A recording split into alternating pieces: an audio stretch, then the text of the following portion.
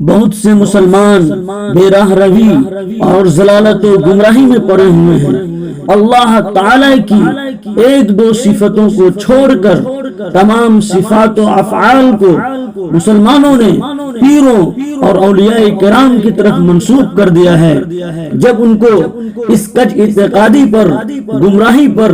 ضلالت پر متنبہ کیا جاتا ہے، آگاہ کیا جاتا ہے، تو مختلف قسم کے جوابات کو دلیل کے طور پر پیش کرنے لگتے ہیں۔ ادھارن کے طور پر جب ان سے پوچھا جاتا ہے کہ اولیاء کرام، بزرگان دین کی قبروں کو کیوں سجدہ کرتے ہیں، کفار مکہ کا یہ طریقہ آپ نے کیوں اپنا لیا ہے، مخلوق کو خالق کا درجہ کیوں دے دیا ہے، ساجد کو مسجود کا درجہ کیوں دے دیا ہے، عابد کو معبود کا درجہ کیوں دے دیا ہے، وہ اللہ کے اولیاء تھے، وہ بھی اللہ کی عبادت کرتے تھے، وہ اللہ کے اولیاء تھے، وہ اللہ کے سامنے جھکتے تھے، آپ کیوں اس کے سامنے جھکتے ہیں؟ تو جواب ملتا ہے کہ کفار و مشرکین تو بتوں کی پوجا کرتے ہیں، دیوی دیوتاؤں کی پوجا کرتے ہیں، اس لیے وہ کافر ہیں۔ ہم اللہ کے اولیاء کی سجدہ کرتے ہیں، تعظیم میں کرتے ہیں، اللہ کے اولیاء کے سامنے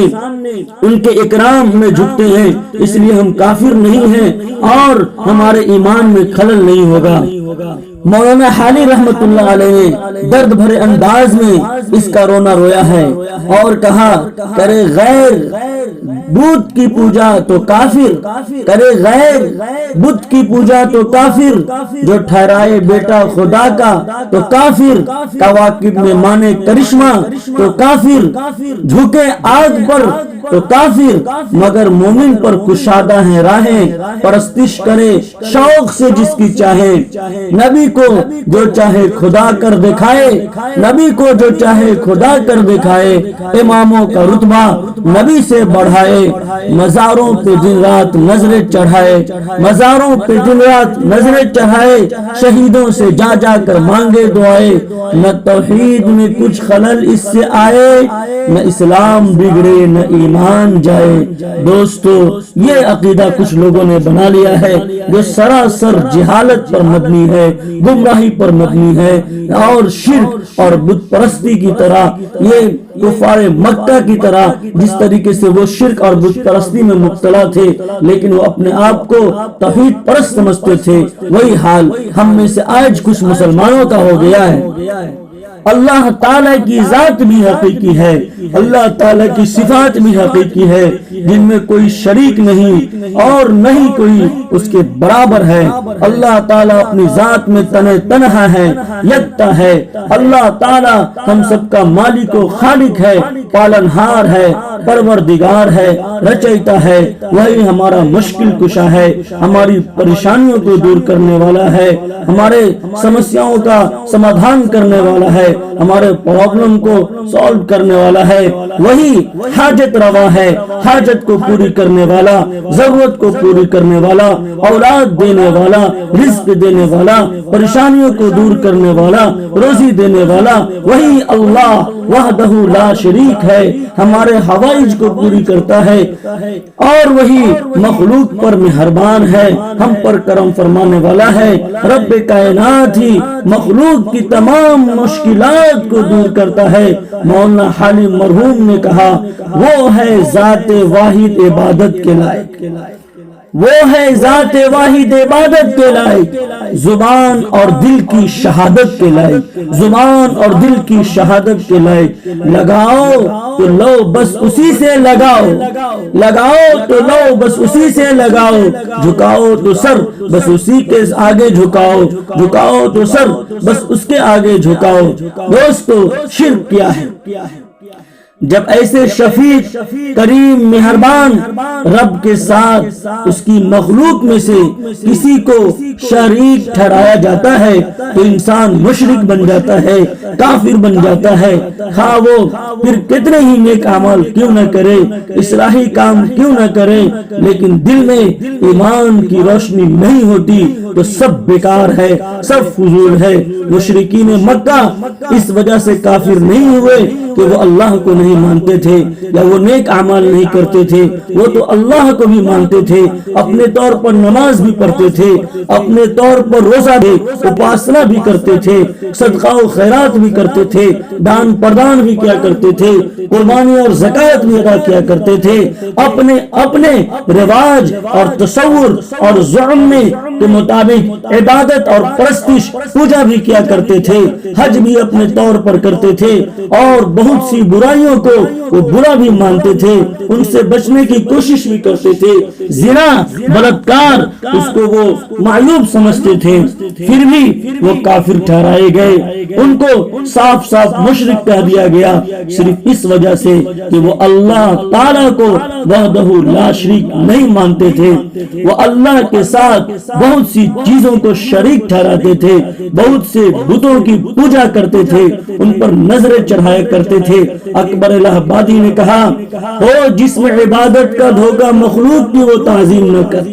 ہو جس میں عبادت کا دھوکہ مخلوق کی وہ تعظیم نہ کر، جو خدا کا خاص حصہ ہے بندوں میں اسے تقسیم نہ کر۔ آج مسلمانوں کی دربھاگ، بدقسمتی یا مسلمانوں کی جہالت، مسلمانوں کی گمراہی، اس کی انتہا دیکھیے۔ عادت و اطوار جو بھی نبوت کے دور میں خیر القرون میں کیے جاتے تھے، نبی کریم صلی اللہ علیہ وسلم کی زبان ان کو کافر ٹھہراتی تھی، یعنی کفار و مشرکین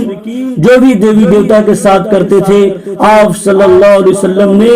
ان کو کفر اور شرک بتایا، صحابہ کرام نے ان کو مشرک قرار دیا، مگر وہی عادت و اطوار مسلمانوں نے اپنا لیا ہے، بلکہ آج کے تعلیم یافتہ اور ترقی یافتہ علم و دانش کے دور میں وہ چیزیں رائج ہو گئی ہیں، اور مسلمان اس کو برا نہیں سمجھتے۔ کبھی قبروں پر سجدہ کر لیتے ہیں، کبھی بزرگوں کے سامنے ماتھا جھکا لیتے ہیں، کبھی وہ نظریں، کبھی وہ بتوں پر چڑھائی جانے والی چیز، مزاروں پر، تعزیہ پر، دہا پر اور علم پر، وہ نشانات پر مان لیتے ہیں۔ وہ آج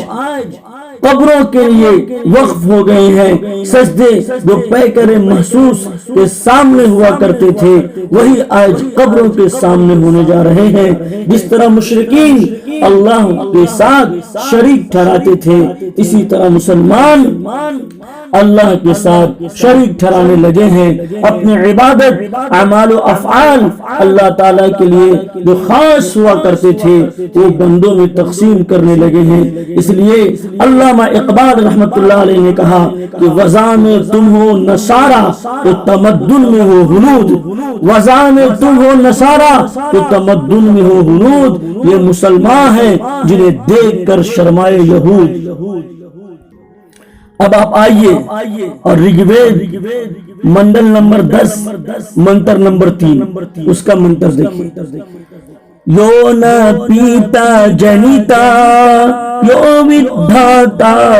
دھامانی وید بھوونانی وشوا یو دیوانام نام دھا ایکایوتم سمپرشنم بھووناینتینیا۔